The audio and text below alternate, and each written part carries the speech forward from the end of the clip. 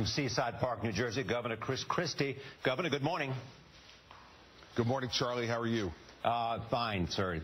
It's good to talk with you this morning. Are you satisfied with New Jersey's recovery from Sandy? Well, Charlie, listen, I think we've made tremendous progress in the last year. Tens of thousands of people back in their homes, all the boardwalks rebuilt, so many businesses that have come back online. But I also know that we still have a lot more work to do. We still have a lot of people who are frustrated or not back in their homes. And my mission is to get all those people back in their homes. From the beginning, Charlie, I said this was an 18 to 24-month process. And while we've made great progress in the first year, there are frustrations and challenges that remain. And my job is to address those and overcome them. Why are there 26,000 people still homeless? Well, there's a number of reasons. First, Charlie, let's start off with the fact that it took 92 days for the Congress to act on aid for Sandy victims. That's unprecedented. It was 10 days for Katrina and 17 days for Gustav.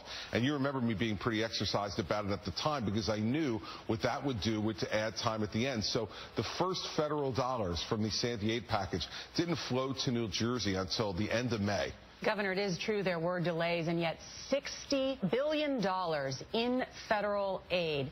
And yet so many people who lost their homes say they've barely seen a trickle of that. How can you explain that? Well, Nora, first off, I don't know whether you would call $8 billion a trickle, but $8 billion has already been distributed in New Jersey, despite all the challenges I just talked about. Between aid from FEMA and aid from the Sandy package, $8 billion has been distributed. From $51 billion that's available, $9 billion went to the National Flood Insurance Program. But of the $51 billion available, $8 billion has already been distributed in New Jersey. And we're going to continue to work to make that even better. But, you know, you got to work with your partners in the federal government. And as all of you can tell from looking at Washington, D.C., that's sometimes not the easiest thing in the world.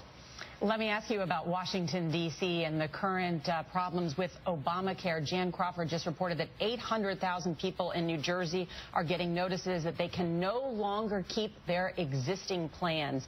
Do you wish that you had set up a state-run insurance exchange so that people could use that? No, Nora, and it wouldn't have made any difference, in fact, because you could see all the problems with this. And what the federal government wanted us to do in the states was to take on this burden ourselves without telling us how much it would cost or what authority we would have to actually run our exchanges.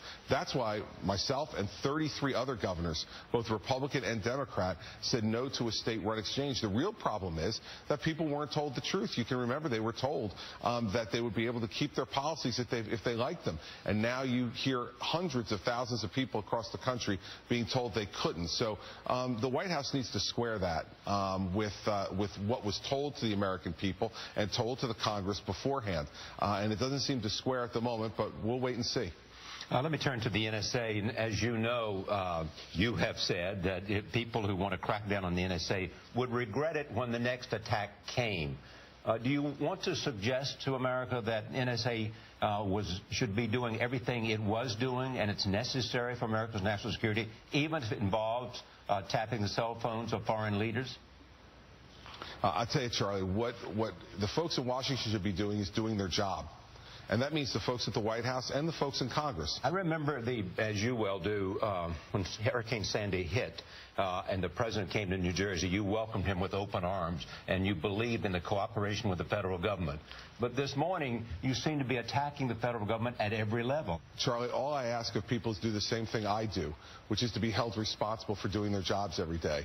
And I'm proud that here in New Jersey, the state government has been working extraordinarily well with local groups and organizations and everyday citizens to try to help us recover from what is the worst natural disaster that's ever hit this state in its history. But you know me, Charlie. Ask me a question, I'm going to give you an answer. And so, you know, it's about the questions you're asking this morning, Charlie, not about my answers. All right, Governor. Well, how about this? You look great. How's your health and how's your weight loss going? My health is really good. We released a medical report on Friday that laid all that out for the people of New Jersey in the run-up to the election. But they've also seen me do the job for the last 4 years. I don't think they're concerned that I can't.